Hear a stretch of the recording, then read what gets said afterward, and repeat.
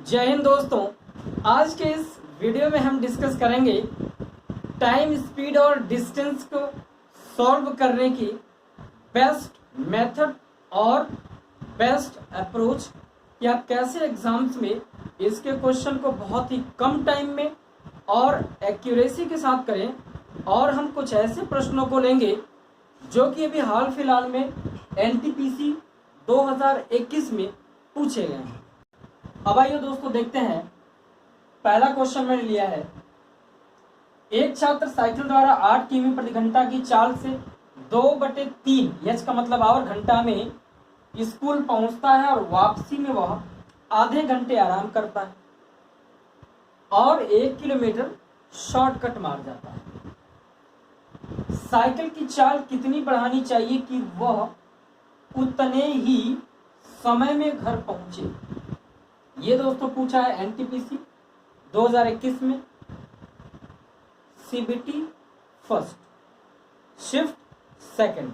ठीक है, अब जरा देखिए इसको सॉल्व करने की बेस्ट अप्रोच हो क्या सकती है। अब इस तरह का देखिए परसेंटेज वाइज पूछ रहा है दोस्तों क्वेश्चन, तो आपको कंसेप्ट और कैलकुलेशन दोनों एक साथ आनी चाहिए और अच्छी होनी चाहिए। आइए दोस्तों देखते हैं। सबसे पहले तो डिस्टेंस डी बराबर क्या होगा मेरे भाई, 8 किलोमीटर प्रति घंटा की चाल से जा रहा है तो 2/3 घंटा में स्कूल पहुंचता है, तो 2/3 घंटे में स्कूल पहुंचता है। 2/3 घंटा, ये क्वेश्चन 3/2 घंटे है मेरे भाई, ये 3/2 घंटा क्योंकि कटेगा ही नहीं, 3/2 घंटा, तो 3/2 घंटा, 2 चौक के 8, 4 3 12 किलोमीटर हो गई दूर। क्लियर है। अब कह रहा है कि 1 किलोमीटर छोटे रास्ते से, तो 12 किलोमीटर था, अब वो शॉर्टकट रास्ते से जाएगा तो 12 माइनस 1 11 किलोमीटर तय करनी दूरी। आराम भी कितना कर रहा है, अब मैं मान लेता हूं कि वो जो चाल थी 8 किलोमीटर प्रति घंटा तो थी ही, हमने मान लिया कि x किलोमीटर प्रति घंटा बढ़ा दिया। क्लियर है। तो बताइए दूरी बराबर चाल गुणे में समय होगा कि नहीं। समय कितना था, 3/2 घंटा यानी 1.5 घंटा हुआ कि नहीं। अब सोचिए कि भैया 3/2 बराबर 1.5 घंटा हुआ, आधा घंटा आराम किया। अगर 1.5 घंटा समय लेता था पहले और वापसी में आधा घंटा आराम किया तो एक ही तो घंटा टाइम लगा ना उसको। तो दूरी बराबर चाल गुणे में समय, यानी कि x बराबर हो जाएगा 3 किलोमीटर प्रति घंटा, उसको बढ़ानी पड़ेगी क्या, चाल। लेकिन यहाँ पे आपसे दोस्तों पूछा है परसेंटेज में कितना बढ़ाना पड़ा, 3। कितना उसका प्रारंभिक था, 8। परसेंटेज में बदलना है। कुछ बच्चे हमारे करेंगे मेरे भाई 1/8 गुणे 100 करेंगे, ऐसे कुछ नहीं करना है। 1/8 का परसेंटेज होता है 12.5, तो 3 गुणे में 12.5 हो जाता है दोस्त 37.5%। इसका ये रिजल्ट हुआ। अब दोस्तों ये देखते हैं और क्वेश्चन लेते हैं जिसको कि हम बिल्कुल रेशियो से करेंगे। और ये जान लीजिए कि रेलवे का बहुत ही फेवरेट टॉपिक है टाइम, स्पीड और डिस्टेंस, तो इसको सॉल्व करने का आपको अप्रोच भी बेस्ट आना चाहिए। तो सीखेंगे क्वेश्चन के साथ साथ हम कंसेप्ट भी डिस्कस करेंगे। तो आइए दोस्तों देखते हैं नेक्स्ट क्वेश्चन। अब दोस्तों देखिए सेकंड क्वेश्चन मैंने लिया है, सचिन अनिल चंडीगढ़ से 50 किलोमीटर की दूर कालका एक ही समय में चलना शुरू करते हैं।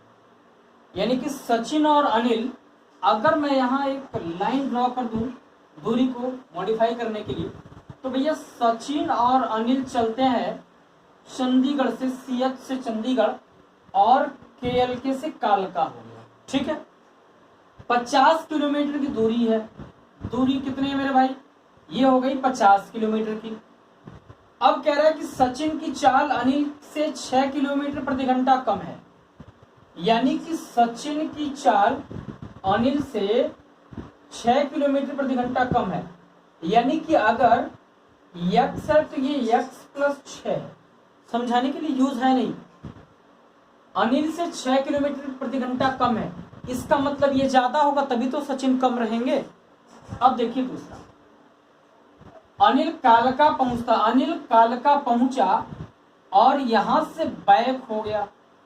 अनिल कालका पहुंचा और यहां से बैक हो गया, तुरंत वापस होता है, तुरंत चंडीगढ़ के लिए वापस चल देता है। रास्ते में कालका से 20 किलोमीटर की दूरी पर, मेरे भाई बात बताना, यहां से 20 किलोमीटर की दूरी पर, लेकिन बात को समझिए कि टोटल अनिल चला कितना, 70 चला ना। तो अगर ये 20 था तो इसका मतलब कि ये 30 चले होंगे सचिन, क्यों बताइए। लेकिन टोटल कितना चला अनिल ने, 50 और ये 20, 70 चला। सचिन कितना चले हैं, 30 किलोमीटर। अब एक बात जरा बताइए, एक फॉर्मूला होता है चाल बराबर दूरी बटे में समय। आपसे पूछे मेरे भाई इसमें क्या कांस्टेंट है, कांस्टेंट माने फिक्स, नियत। समय, दूरी फिक्स नहीं है, कभी कंफ्यूज मत होइएगा, क्योंकि कह रहा है कि ये अनिल यहां से गया, कालका पहुंचा, तुरंत वापस होता है और सचिन चल ही रहा था कि मुलाकात यहीं पे हो गई। इसका मतलब अगर 3 घंटे चला है अनिल तो सचिन भी 3 ही घंटे चला होगा, तो 3 ही घंटे में मुलाकात हुई होगी भाई।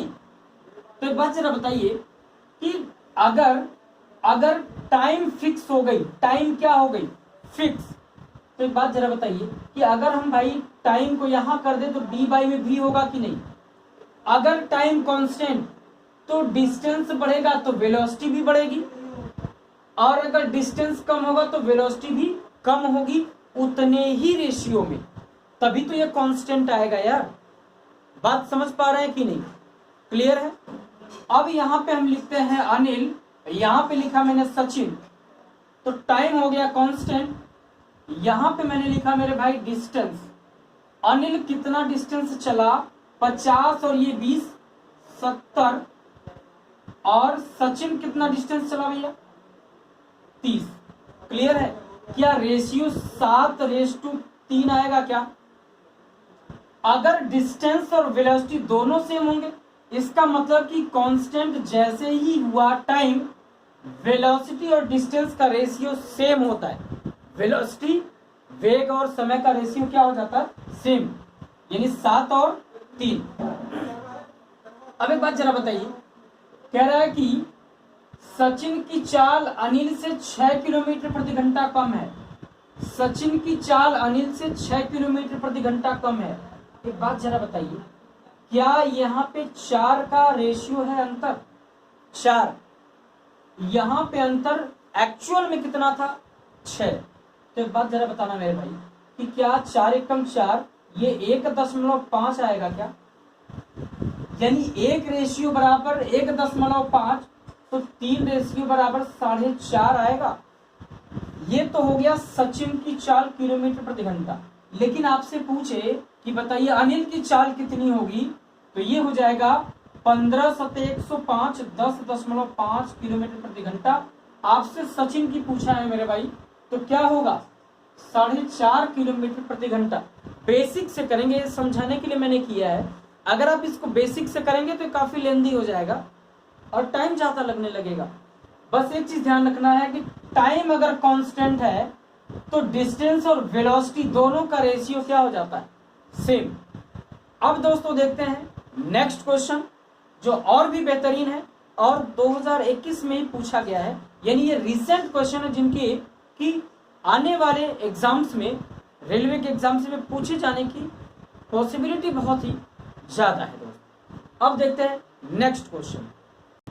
अब दोस्तों देखिए थर्ड क्वेश्चन लिया है, इसको भी हम लोग रेशियो से ही करेंगे और जो मेथड में यूज करते हैं उसका बेसिक भी थोड़ा सा मैं आपको बता दूंगा कि कैसे रेशियो से कन्वर्जन होता है।